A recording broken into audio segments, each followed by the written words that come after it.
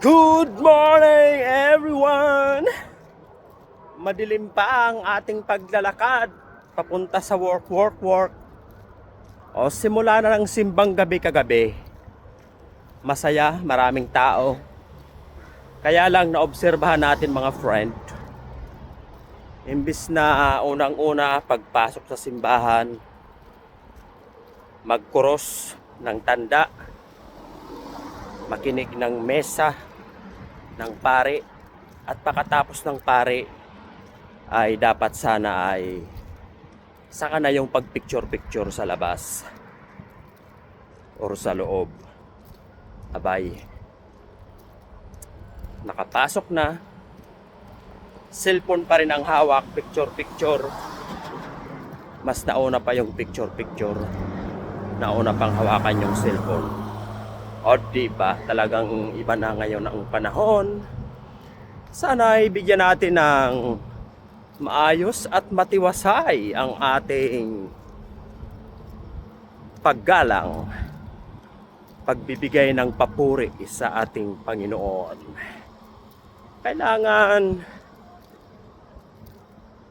wag na muna natin gawin yan kapag nasa loob tayo.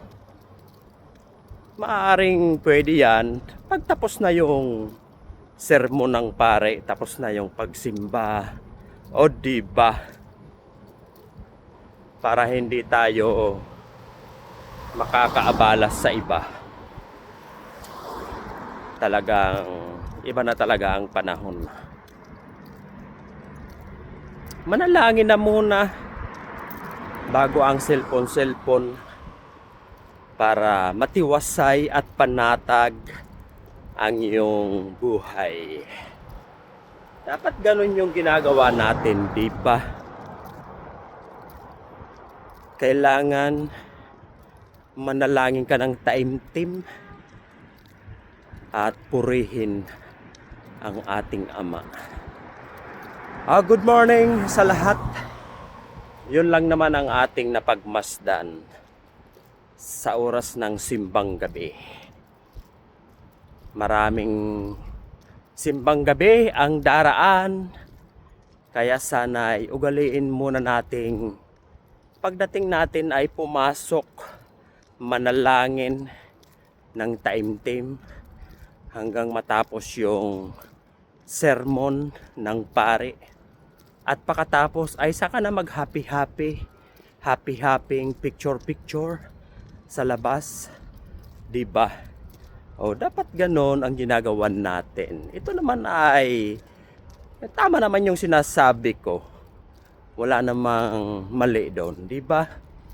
Kailangan yung igalang natin. Yun ang salitang igalang natin.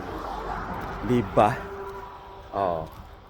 Kaya ingat-ingat po. At naway sa susunod na simbang gabi ay yun ang ating gagawin. Thanks for watching.